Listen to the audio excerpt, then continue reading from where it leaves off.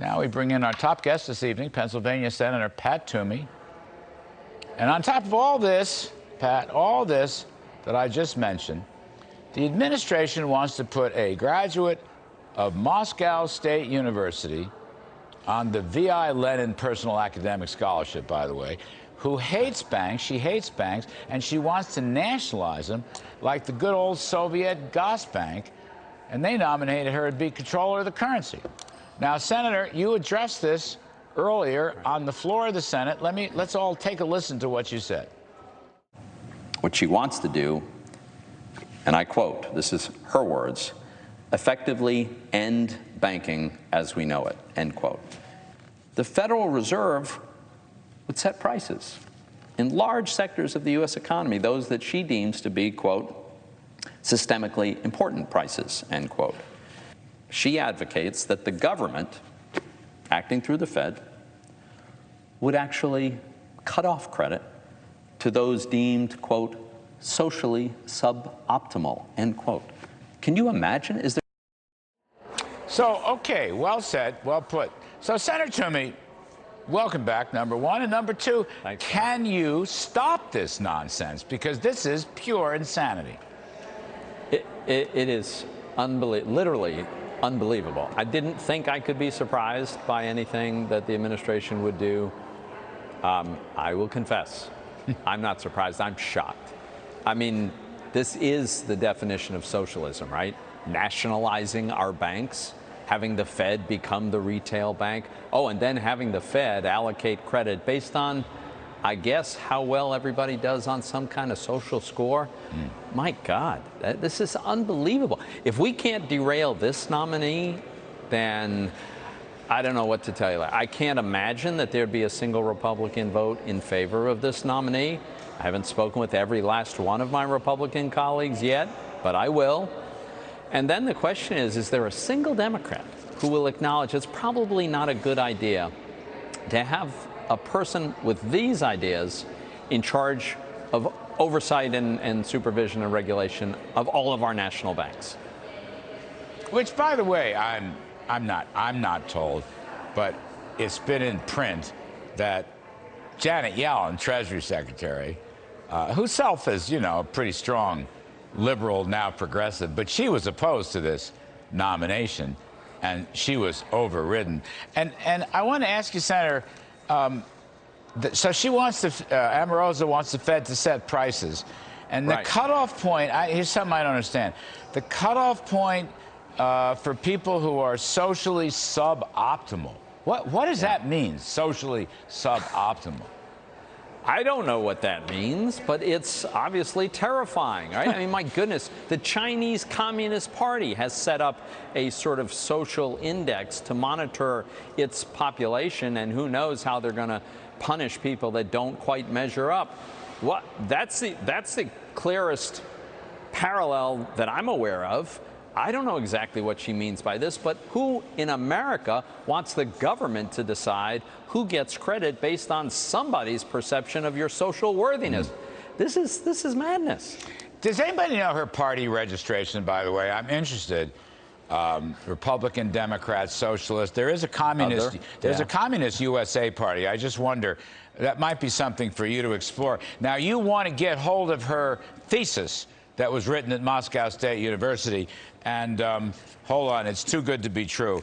I want to read it so our viewers, our listeners can hear. The name of her thesis at Moscow State University was Karl Marx's Economic Analysis and the Theory of Revolution in the Capital. I guess that means Das Kapital. But in any case, will she pony up, whether it's in Russian or English or whatever? Well, I want to see this in the original Russian. I don't want to see somebody's translated version. I want to see what was actually submitted. And we can get translators. We'll get a fair translation, and then we can evaluate this and obviously ask her questions about her views on this. So, yes, I am adamant about getting that from her. I haven't heard a response yet, but we just put the letter out this morning, so I hope a response will be forthcoming. But I also want to underscore, Larry, some of these radical ideas, radical is her description also, by the way, but some of these ideas she wrote about as recently as last year and the year before. These are very recently held views about nationalizing the banking system, having the Fed become the bank, having the Fed control wages and prices in our economy, having the Fed allocate credit based on some kind of social metric. This isn't stuff that we found in her thesis. We haven't seen her thesis yet. This is what she's written about in the last few years. And I just want to say to everybody, listen, control of the currency is a big job. And it is a regulator of the national banks. It's also a regulator of smaller banks. And it sits on this, I've forgotten the name of it, but this board with the Treasury and the Federal Reserve. The FSOC. And the control. That's right, FSOC, which was created after the financial crisis to regulate the whole financial system. That's exactly right. It is the primary regulator of all national banks, and it is the comptroller of the currency. It is the OCC, the Office of the Comptroller of the Currency, that determines whether and when and under what circumstances to issue new bank charters. So this is a very important, very powerful position, and I'm just shocked that any administration, including this one, would suggest this person to be the head of it all. Yeah, it's pretty awesome. Pretty awesome. Yeah. Well, Senator, let's segue now to the debt problem. And let me just ask you, it's being reported that Republican leader Senator McConnell has offered a short-term solution to the debt problem, some kind of temporary, not a suspension, because I think he'd want $1 on it, but something that would be temporary before reconciliation. What can you tell us about that? Is that a real option? Is that a real live thing? So I think that Senator McConnell is serious about something in this vein, and I think he's begun negotiations with Senator Schumer. I will tell you, Larry, candidly, my view is it is exclusively Democrats that want to go on this outrageous socialist big government spending spree.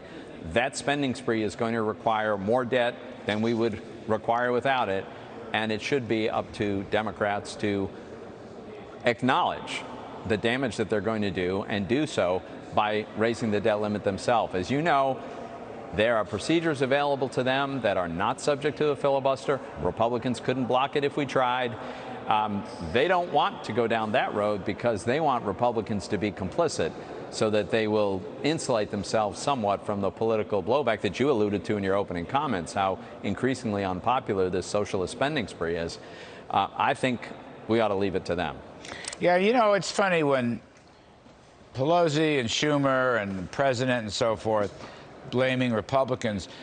Senator, they didn't cut you in on their deal making when these budgets were constructed, whether it was the Bernie Sanders budget or the House budget. But they want you to come in and take the rap for increasing the debt. So you didn't have a chance to make policy, but they want you to take the blame for it. So I think you're on pretty solid ground. Well, yeah. And by the way, as I mentioned before, and I'll say it again, they've had the opportunity 4 months now. They still have it. They can use the process that you know very well, the reconciliation process, and they can raise the debt ceiling without a single Republican voting for it, and there's nothing we could do to stop it.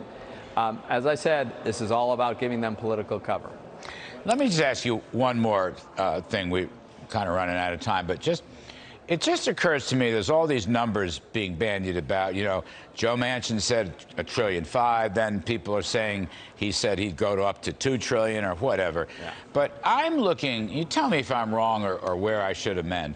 I'm looking at the policy content. I'm looking at whether there'll be means testing of, frankly, existing entitlements, not just new ones, whether there'll be any workfare or time limits or education requirements.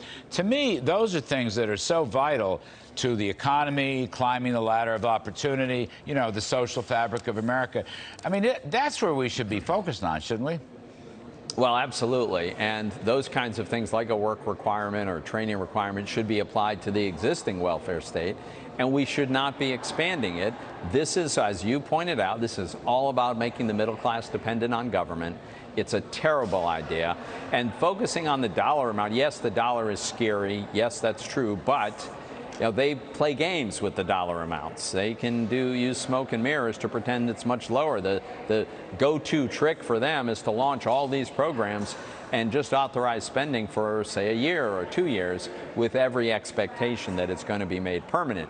But officially, if it says only 1 or 2 years, why then the spending doesn't appear to be as much as we all know it's going to end up being. So you should not focus on the dollar. You ought to focus on the massive tax increases, the very, very ill-conceived programs. Oh, and by the way, the debt that, the idea that President Biden is telling us this costs zero, that's like Barack Obama saying, oh, you can keep your doctor. But seriously? You really take Americans for fools? Really? Really? That's why I used Lincoln's quote. So, Senator, there's a rumor that you are going to Moscow State University, and you're going to give a speech that says, tear down this wall. Is that true? I'm not, there's no truth to it, but I like it. Senator Pat Toomey, as always, sir, thank you for helping us out. We look forward to seeing you soon.